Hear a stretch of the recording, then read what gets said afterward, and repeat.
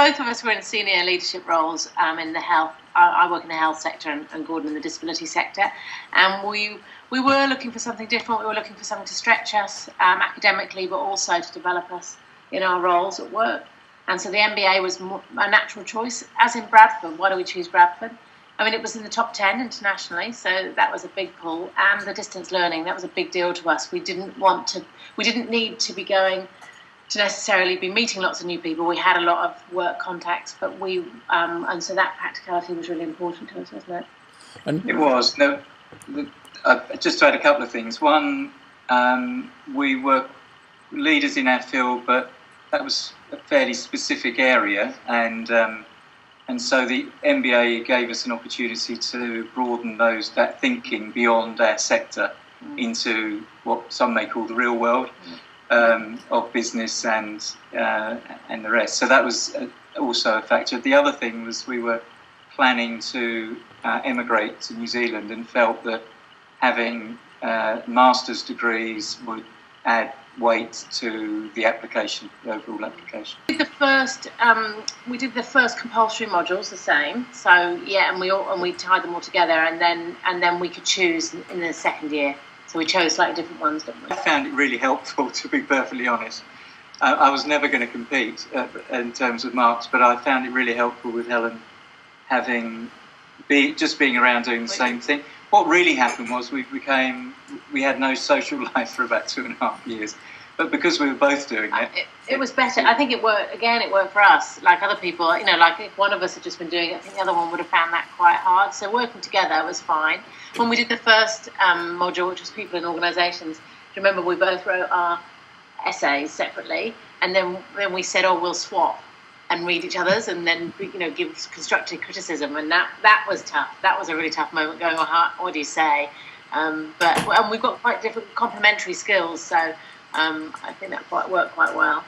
I was employing 16 dissertations in on that September the 4th, and that was when and then we got that news that night of the first earthquake. So we were in the UK, and the news came through that Christchurch had an earthquake, and we felt terrible at that time because we were in transition, and we felt we weren't with the community that we were wanting to be part of, and they were struggling with the earthquake, and then, of course, we emigrated in December, and the fatal earthquake hit in February. So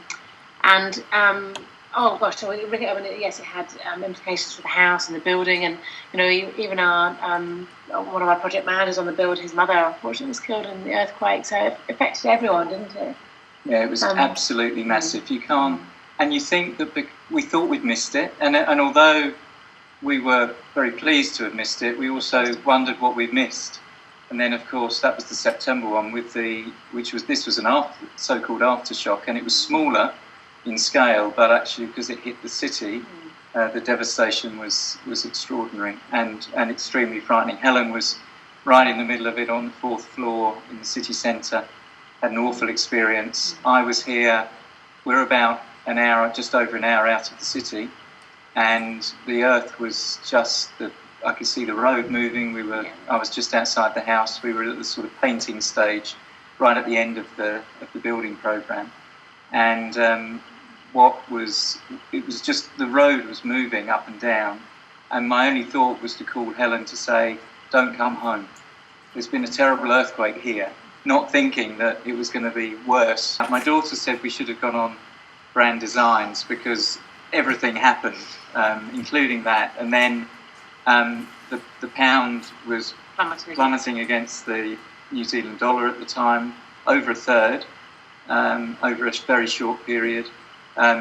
New Zealand government increased the VAT equivalent, GST here, and the bill stretched beyond the Christmas that we'd planned to move in, and actually we moved in the Easter. So everything was sort of going horribly wrong as far as our financial situation was concerned. And what was really disappointing for me was not having the opportunity to graduate, because we planned our emigration around Bradford completely. Everything was around Bradford, and we were due to graduate the day before I flew to New Zealand, and Helen was coming about 3 weeks later. And you had 9 inches of snow, which meant that the ceremony was postponed to the July, which of course meant that we couldn't come. So that's the only thing, my only regret